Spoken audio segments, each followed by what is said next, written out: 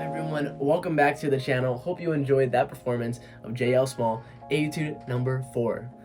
I'm trying to record a lot of these small etudes because I really believe it's very important that when you're learning an etude for the first time, you gotta have a reference recording. You know, this book isn't really played out of as much, so if you found this etude, good for you. It's a great etude book to work out of. There are a couple trouble spots that you may run into when working on this etude, so let's break it down. So first things first, the main thing with this etude is the dotted 8/16 rhythm. It's very easy to just jazzify it and make these some very lazy triplets.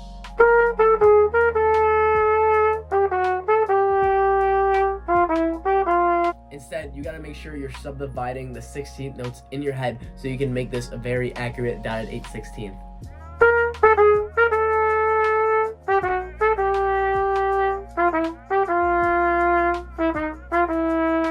Militaristic march, very pointed kind of sound that the etude's trying to go for. Next up, let's jump over to measure 35. It can be very trippy to get caught up in this rhythm with these triplets. What I recommend is throwing in an accent on the downbeat so you can ground yourself in the downbeat. Let's look at probably what I think is the toughest part of this etude, measure 49. This has a lot of leaps, so it's very easy to get lost in the thick of all these leaps that you have to go through. What I recommend is, first of all, after you get this in your head, after you've learned this part, I recommend practice it with the spit valve open. When you open the spit valve, you get that little gargly kind of sound. This is how trumpet players achieve playing in the center of the horn. And what I mean by that is that we're playing through the center of the horn with the most resonance on the trumpet. So if you go through this lick, playing with the spit valve open, it will really help ease up these intervals.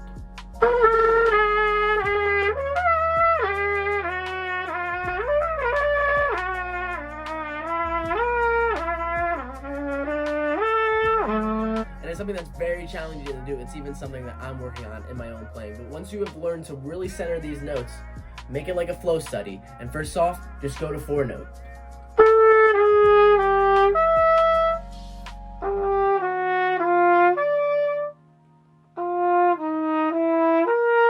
Then you can go to 5 notes. Make it a flow study to 5 notes. How effortless can you make it?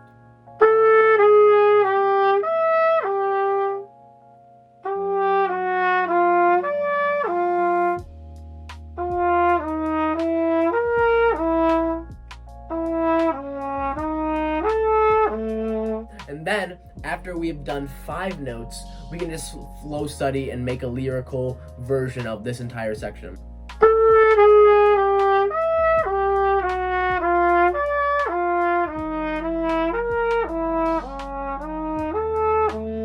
And now that we've learned how to play this with no effort whatsoever, let's throw it in the articulation and the rhythm as written.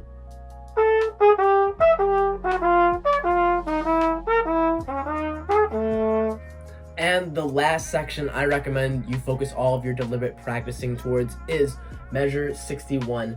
These triplets can be pretty messy, especially with all that G to D sharp interval you have to go through, and also just making sure the fingers and the tongue are lining up all together.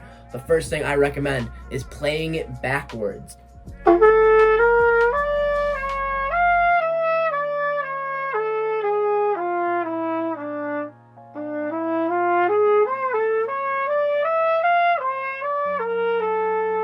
Play it backwards so then our tongue learns how to navigate these leaps both forwards and backwards.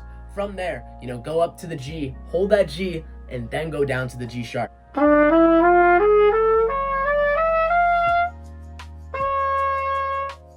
Our tongue needs to find out where it is that G lies and then go to the D sharp. And then from there, we can play the lick all the way up to that last D sharp on beat 4. It's very common that we miss that interval. It's either we're gonna get to the F sharp or we're gonna get to the B. So get a D sharp drone going so you really know where to anchor that D sharp. And those are all the tips and tricks I have for JL Small Etude number 4. Hope you enjoyed these videos. Hope you learned something about some very important deliberate practice techniques. If you enjoyed this video, please like, comment, and subscribe.